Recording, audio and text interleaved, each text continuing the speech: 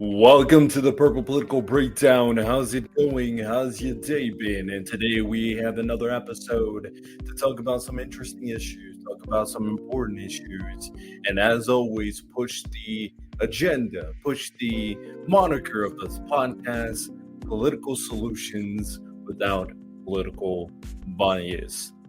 Now, today's episode, there's some topics that I want to kind of go over.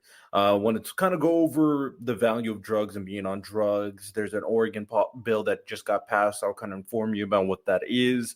Talk about the World Central Kitchen attack, which is crazy. And Israel is definitely getting a lot of negative publicity. Sorry about that. And negative feedback, and deservingly so. We'll talk about that, of course, talk about some other stuff such as a ransomware attack, vaping and what it's doing in society, and much more. So, as always, if you're enjoying the podcast episode and what we provide here, make sure you guys like the YouTube channel if this is posted on YouTube. Rate it 5 stars on Apple Podcasts and Spotify, and share it to all your friends and family. This is a podcast that we talk about politics, talk about issues, but I'm not trying to make you believe one side or the other. I'll give you my personal opinion, but for the most part, these type of conversations are supposed to be nuanced. They're not supposed to be politically, ideologically captured to make you think one way or the other. And that's the beautiful thing about what we do here on the Purple Political Breakdown. So let's start off with some of the issues that have happened recently. There's a huge earthquake in Taiwan that apparently killed 7 people and trapped 77, which is very unfortunate. There is also a natural disaster in my area. I live in the Ohio area. And although I'm fine, like there wasn't really anything that happened, but there's a tornado warning around like the Cincinnati to Dayton, Kentucky area. It's kind of a little bit as well. But these natural disasters are never pleasant, especially for countries that are in like the Asian type areas. So yeah, that's unfortunate, of course. Another thing I want to bring to your attention is vaping. So I'm going to give you some of the facts and then kind of bring this conversation a little bit full circle, because it's crazy how we kind of looped with vaping. And I'll tell you what I mean in a second. So vaping may increase substantial heart failure risk. A large observational study suggests e-cigarette users may be 19% more likely to develop heart failure compared to those who have never vaped.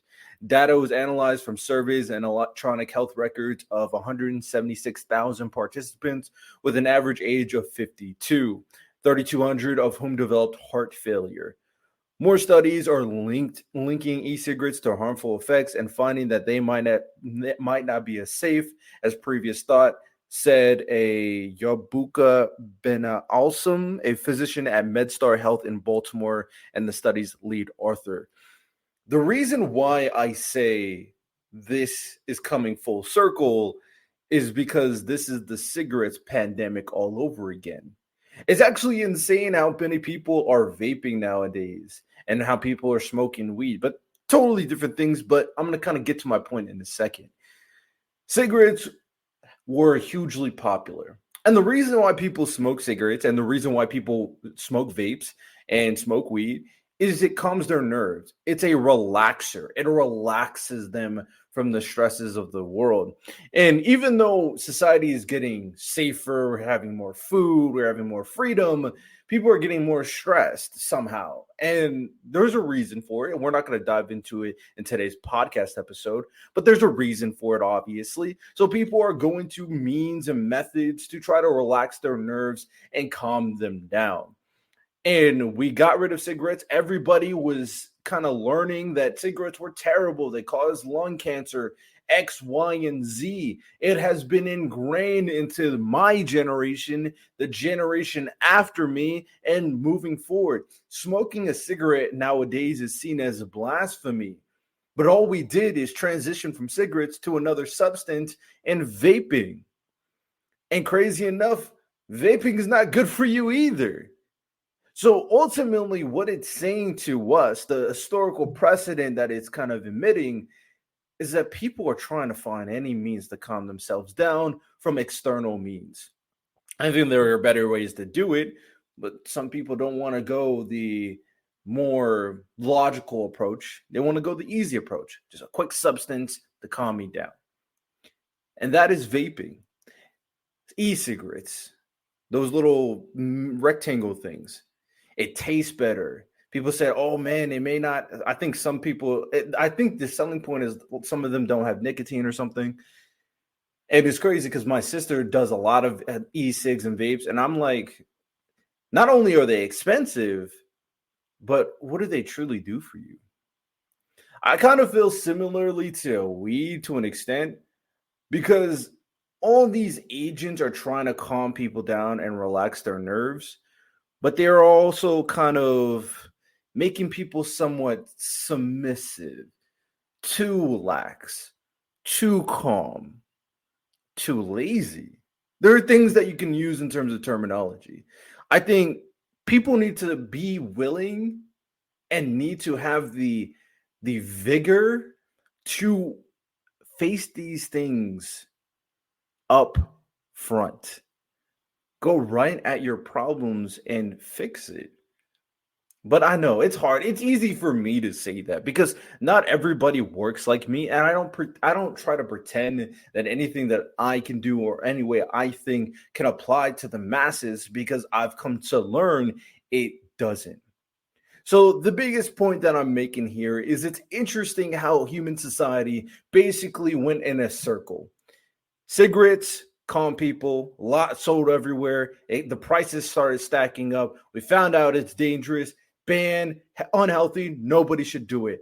There comes vaping. There comes e-cigarettes. Now we're seeing it. Everybody's using it to calm their nerves. The prices are stacking up. Come to find out, they're unhealthy. This cycle's not going to end. Whether it's weed or something else, people are going to find something. Prices are going to stack up. We're going to find out that there's an unhealthy means to using it. And then people are going like, don't do it. That's just the cycle of cigarettes. They try to do that with alcohol, but alcohol, it came back.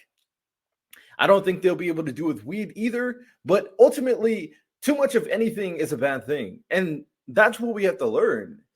It's not necessarily that cigarettes, if you take one, is bad. If you take a vape one time, it's bad. Weed one time is bad. Alcohol one time is bad.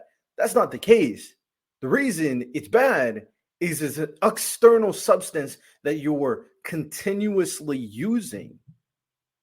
Too much of anything is a bad thing, especially something like e-cigarettes, cigarettes, weed, alcohol. So this is just going to be a looping effort. The cycle will never truly end because people always want to calm their nerves and people are just continuously getting more and more stressed out. Let's move on to another topic. County declares emergency, ransomware attack likely. Jackson County, Missouri has declared a state of emergency as a response to a possible ransomware attack that has made some IT systems inoperable. The systems confirmed inoperable include tax and online property payments, marriage license insurance, and inmate searches. All assessment collection and record of deeds offices have been closed. The response to the attack and the investigation has just begun. Officials said they had no evidence that the data has been compromised. The attack first came to attention Tuesday morning, that's county officials said. According to Brent Callow, a threat analyst with security firm Emasoft, ransomware attacks have hit 28 county, municipal, or tribal governments this year. There were 95 last year and 106 occurred in 2022. So this is just to kind of raise awareness that these things definitely are happening. If you guys are not aware, the US and UK are also sanctioning China, or at the very least, the allegations are put in place that China had some cyber attack that took place, and that there might be some link to the cyber attack and the Chinese government, which is not good, obviously. So these are just things that are going to continue to happen. And I think something that people need to realize is that America and basically governments moving forward need to increase their cybersecurity efforts. Cyber attacks, cybersecurity, AI, all of that is going to be the future. And we shouldn't be afraid to kind of push towards that because we know all the other countries are going to push towards that. We know that there's hackers in the dark web that are going to push towards that. So I just want to bring that to your attention. Next, let's talk about something in relation to AI. So there's many artists that are warning against AI use in music. And I've actually said this myself before that there is definitely danger when it comes to AI and how it can basically disguise or mimic someone else's voices when it comes to artists, when it comes to another person, that we definitely need to put certain stipulations against.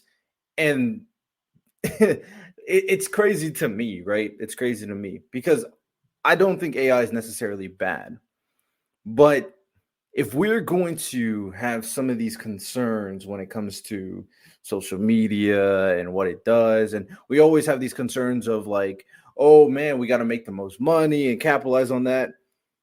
This should have been done immediately for AI and AI usage when it comes to mimicking music and copyright and all that stuff. So let me read out what some of these artists have been saying. More than 200 artists, including Billie Eilish, Nicki Minaj, and the Jonas Brothers, are calling for tech companies, artificial intelligence developers, and digital music services to cease the use of AI over concerns of its impact on artists and songwriters, according to an open letter published Tuesday.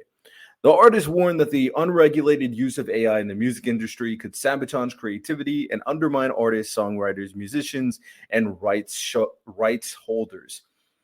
Make no mistake, we believe that when used responsibly, AI has enormous potential to advance human creativity in a manner that enables the development and growth of new and exciting experiences for music fans everywhere, the leader stated.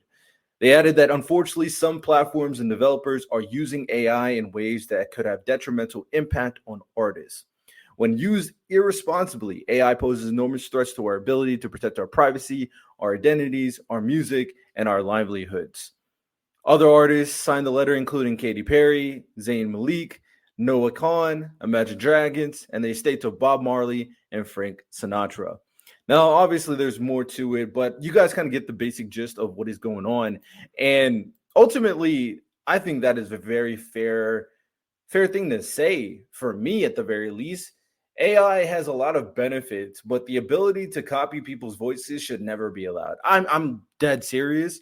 Should never be allowed. That should be banned immediately. The danger behind it completely outweighs the trolling and the humor that it may give. There's there's one thing, right? When people kind of do the little mimic voices with, they do the impressions. Impressions are funny, but you can immediately identify their face and you can immediately note that, yeah, this is not him. It kind of sounds like him, but you can kind of figure it out. AI can get as perfect as a match as possible, and most people will be fooled.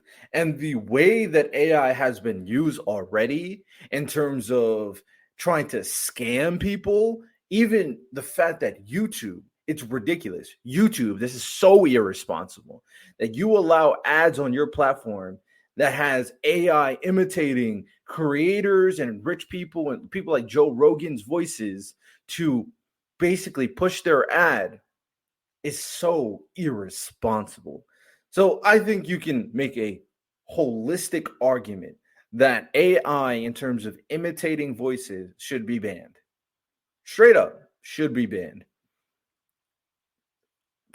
I'm At the very least, there should be no monetary gain at all from AI mimic voices, like at all. If you want to, use an app and have a little fun, I mean, I think that should be okay. But if you try to monetize after of mimicking someone's voice, that should be banned immediately. Immediately. That's basically identity theft. It should be banned immediately. So that's my opinion regarding that. So with that said, let's dive into our last topic and probably the most serious topic of it all, and referencing the world's central kitchen and the Israeli airstrike. So, to kind of give you a little context on who the World Central Kitchen is first, before we dive into it, the World Central Kitchen is a non for profit, non governmental organization that provides food relief. It was founded in 2010 by Spanish-American chef and restaurateur Jose Andres following the earthquake in Haiti, and it subsequently responded to Hurricane Harvey, the 2018 Iowa Puna eruption, 2023 Turkey-Syria earthquakes, and the ongoing Gaza humanitarian crisis. So this has been a humanitarian, non-profit non-government organization that has been here to help people. And to kind of inform you what has happened, the bodies of 6 foreign aid workers killed in an Israeli airstrike were moved Wednesday to Egypt for reparation to their homelands, while Israel faced wide condemnation for their deaths. A total of 7 staff members of the U.S.-based food charity World Central Kitchen were killed in the late Monday airstrike that United Nations Secretary General Antonio Guterres, I'm just going to say Antonio, I probably won't pronounce the last name correctly, said was unconscionable. That's not a weird word. And an inevitable result of the way that the war is being conducted. U.S. President Joe Biden and Israeli Prime Minister Benjamin Netanyahu are scheduled to speak Thursday, according to a U.S. official familiar with planning for the call. The official was not authorized to comment publicly and spoke on the condition of anonymity to discuss plans for the call. The White House is growing increasingly frustrated with how Israel is conducting the war and in the aftermath of Monday's airstrikes. The remains of 3 British citizens, a Polish citizen, an Australian, and a Canadian-American dual citizen were taken in ambulances to the Rafah crossing with Egypt, where they were handed over to representatives of their respective countries. Their Palestinian driver was also killed in the attack, and his body turned over to his family for burial in Gaza. The 7 were distributing food to famished Palestinians that have been transported into Gaza through a newly established maritime corridor when Israeli airstrikes mistakenly targeted their 3 vehicles, killing everyone inside.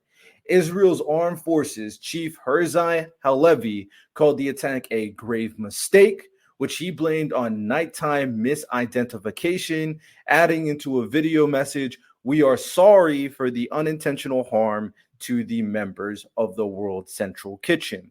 Netanyahu pledged the tragic case would be investigated right to the end, and President Isaac Herzog expressed his deep sorrow and sincere apologies. In the op-ed published by Israel's Lard Yediot Arnot newspaper on Wednesday, Jose Andres, the celebrity chef who is founder of the food charity, wrote, "The Israeli government needs to open land routes to food and medicine today. It needs to stop killing civilians and aid workers today." Biden said late Tuesday he was outraged and heartbroken by the attack. They were providing food to hungry civilians in the middle of a war. They were brave and selfless. Their deaths are a tragedy, said by Biden. The U.S. leader said Tuesday's attack was not a standalone incident and that Israel has not done enough to protect aid workers trying to deliver desperately needed help to civilians. The United States will continue to do all we can to deliver humanitarian assistance to Palestinian civilians in Gaza through all available means. I will continue to press Israel to do more to facilitate that aid, and we are pushing hard for immediate ceasefire as part of a hostage deal. So I wanted to read all of that for you to kind of inform you about what's going on. And here's my thoughts. Israel, what the hell? I want to be clear. It's unfortunately how people have these conversations.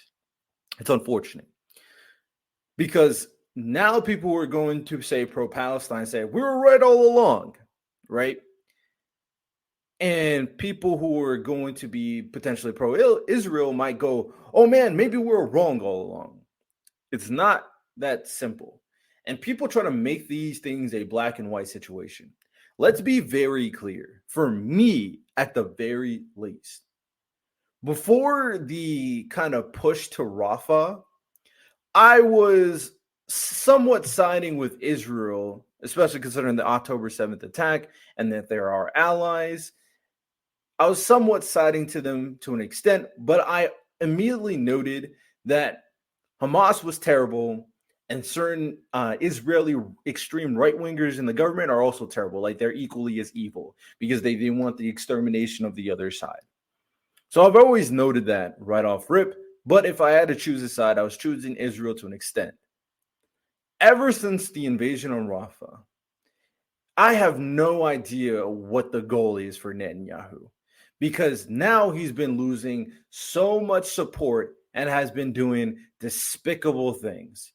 Whether you could speak about rescuing the two hostages and killing a bunch of Palestinians, whether you could speak on some of the other strikes that happened in Rafah, whether you could speak about them saying, oh, hell no to the ceasefire deal that the UN and even the US abstained about. And now we have the situation with the World Central Kitchen. I'm sorry. Tragic accident. It wasn't your intention. Misidentification is all bullshit. It is. There is really no excuse. You have been given opportunity by opportunity, and the United States of America has been continuously trying to back you because they believe that obviously you're our ally, of course, but also the attacks on October 7th were horrendous. But even the United States government, even the president, even some people that are like, I'm siding with Israel are going like, what the hell are you doing? Because now it seems like your intention is more than saving the hostages. It's more than brokering peace. It's outright extermination. That's what it looks like from the outside looking in. And as we know, perception is reality. And this is just the nail in the coffin. You're going to feed the pro-Palestinian hallmarkers. And I would argue, you could probably argue that this is a blessing in disguise because now Israel has no fucking leverage. They don't. The U.S. has already been getting pretty upset with how Israel was conducting the Rafah situation for a while now. They've been like, yo, y'all doing too much. We got to help the Palestinian civilians. We've been saying, okay, we abstained from the ceasefire deal, but at this point, we got to start brokering peace. We got to get your hostages back. You're doing too much. That's been the U.S.'s position for a while now because Netanyahu and Israel have been tripping. And then you have this attacking the World Central Kitchen of all places because of a misidentification. It's crazy. It's dumb. Now, ladies and gentlemen, listen very carefully. There are going to be people of Hamas that are terrible people still involved. You can't be excusing all of Palestine because some of the Hamas leaders and some of the Hamas people are still terrible. They're definitely hiding amongst the innocent. All of that might be the case, but in the totality of the conversation we're having, just because of these Hamas leaders, some of these platoons that you're referring to may or may not exist. It's all about pros and cons. And honestly, since you've invaded Rafah, it's been all cons. All cons. I've been skeptical for a while now since you've been doing this. And I think you can honestly say that the protests that have been happening in Jerusalem are very much justified because there are people in Jerusalem on the Israeli side that want to oust the government. They want to oust some members of the government. They want to get Netanyahu out there and some of the people that are so hell-bent on continuing this, I think you can say it, invasion. And Egypt has already spoke about this situation to an extent, saying that, yo, if y'all keep on doing this and we have people pushing into our borders, we're going to break off a peace agreement between us. But Israel doesn't care. Netanyahu doesn't care. They're continuously pushing through. And for what? Let's be very clear. I'm going to reiterate, if you haven't listened to my other podcast episode, the ceasefire deal that the UN has proposed said that they will stop and have a ceasefire until Ramadan is over. And in the midst of that, Hamas and Palestine has to give up all of the hostages. Isn't that one of your goals? To get the hostages? So not only can you guys stop fighting for Ramadan, but you get all your hostages back. That seemed like a good thing to me. Well, the reason why U.S. abstained is because in the deal, they didn't want to condemn Hamas for October 7th. And that you could speak about that if you want. But regardless, the main point is ceasefire, hostages are retrieved. And Netanyahu said no. Israel said no. And what did you do instead? An airstrike on the world central kitchen. Yeah, as of right now, Israel, as of right now, Netanyahu, you have lost all your leverage. The support has dwindled to a large extent. And that is terrible leadership. The fact that you guys had a terrorist attack put on you from an organization like Hamas that wants to eliminate all Jews in Israel, but now y'all are having negative support, just speaks about your irresponsible, childish, and immature leadership. That's what it speaks on. Because there's no way the moral side should have flipped at any point in this conflict. But I think you can argue, as of right now, it did. So ultimately, I wouldn't go like I'm pro-Palestine or anything, but you must, as an individual who appreciates logic, who appreciates consistency, who appreciates peace, even if you don't have a side, but you care about those attributes, you must concede that these things that Netanyahu and Israel has been doing recently has been irresponsible and has been idiotic. If we want to criticize pro-Palestinian people for defending Hamas, you have to be consistent. Apply your moral values in this situation and condemn Israel as well. So let me know what you guys think about the situation. Of course, you can contact me. I think I might actually have an Israeli come on my podcast episode. So I might actually bring this to the point of conversation. I'm not an expert. I just know what I know. That's what I always abide by. If you can give me more information that will enlighten my perspective, then I would appreciate it. But make sure you tune into that future episode as well. Hope you guys enjoyed. You have a good one. Take care. Rate it 5 stars. If you did, you can contact me at any point at my website, www.purplepoliticalbreakdown.com. Take care and peace.